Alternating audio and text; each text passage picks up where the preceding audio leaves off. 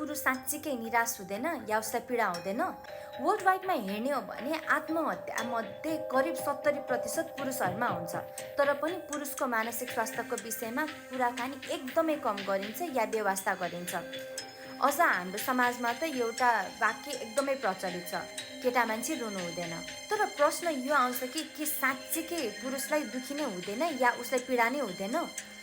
समस्या कहाँबाट उत्पन्न भएको छ भन्दाखेरि पुरुषहरूले सानैबाट आफ्नो सराउन्डिङमा सुनेको देखिराखेको हुन्छ कि केटा मान्छे भएपछि त रुनु हुँदैन, केटा मान्छे भनेको त बलियो हुनुपर्छ, आफ्नो समस्या आफैले नै हल गर्नुपर्छ।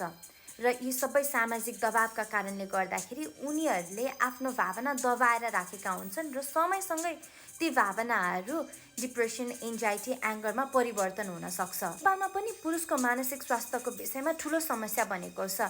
नेपालमा 2079-80 अर्थात् 2024-25 को आर्थिक वर्षमा 6866 जनाले आत्महत्या गरेका थिए, जसमा 3704 पुरुष थिए, जुन महिलाको पपुलेसनभन्दा धेर छ।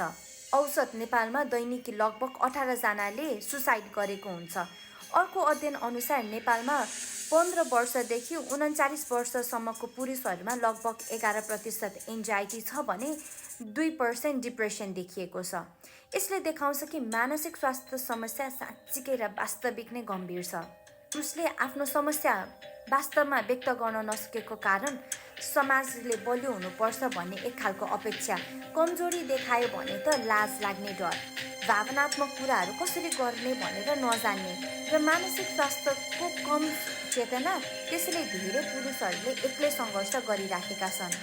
पुरुषहरूमा सजिलैसँग मानसिक समस्या प्रष्ट रूपमा देखिँदैन, तर यसका लक्षणहरू चिडचिडापन या रिसाउने, एक्लै बस्न मन लाग्ने, अत्याधिक काम गर्ने या काममा डुब्ने, सब्सटेन्स युज गर्ने र जोखिमपूर्ण व्यवहार, यी व्यवहारहरू भित्रभित्रै लुकाउने एक खालको तरिका बनिसकेको हुन्छ।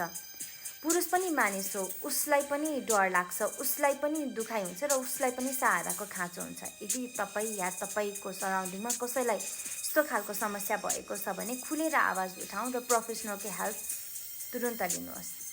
Thank you.